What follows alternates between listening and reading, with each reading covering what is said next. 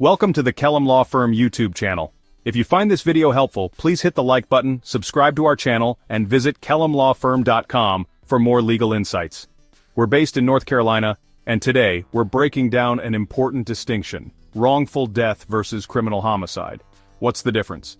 Many people assume that if someone is responsible for another person's death, they will automatically face criminal charges. However, the legal system separates these cases into criminal homicide and wrongful death, which serve different purposes and follow different rules.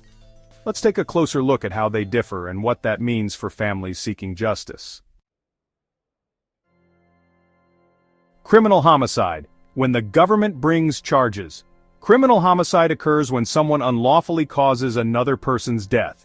These cases are prosecuted by the state or federal government and can include charges such as murder, manslaughter, or vehicular homicide. The goal of a criminal case is to punish the offender through prison time, fines, or even the death penalty in extreme cases.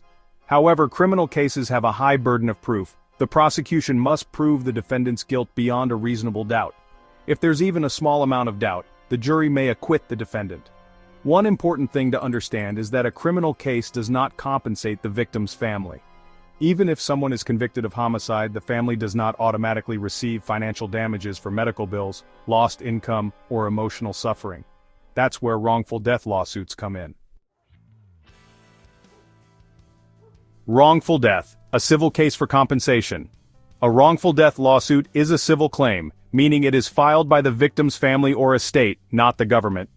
These cases seek financial compensation for losses such as medical expenses, funeral costs, lost wages, and emotional suffering. Unlike a criminal case, the burden of proof in a wrongful death lawsuit is lower. Instead of proving guilt beyond a reasonable doubt, the plaintiff only needs to show that it is more likely than not that the defendant's actions caused the death. This is known as the preponderance of evidence standard. Wrongful death lawsuits can be filed whether or not there was a criminal conviction. Even if a defendant is acquitted in a criminal trial, the family may still win a wrongful death case because the legal standards are different. One of the most famous examples of this is the O.J. Simpson case. Simpson was acquitted of murder in criminal court, but was later found liable for wrongful death in civil court and ordered to pay millions in damages to the victims' families. Can a case be both criminal and civil? Yes, a case can involve both criminal and civil proceedings. For example, if a drunk driver causes a fatal accident, the state may charge them with vehicular homicide, while the victim's family files a wrongful death lawsuit for compensation. These cases are separate, and one outcome does not necessarily affect the other. Key takeaways. Criminal homicide is prosecuted by the government and focuses on punishment such as prison time. Wrongful death is a civil lawsuit brought by the victim's family to recover financial damages.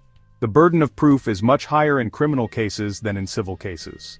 A person can be found not guilty in a criminal case but still be held liable in a wrongful death lawsuit. Filing a wrongful death claim can provide financial support for families even if no criminal charges are filed. If you've lost a loved one due to someone else's negligence or wrongdoing, a wrongful death attorney can help you understand your legal options and seek the compensation your family deserves. To learn more or schedule a free consultation, visit kellumlawfirm.com. Thanks for watching. Don't forget to like, subscribe, and stay tuned for more legal insights.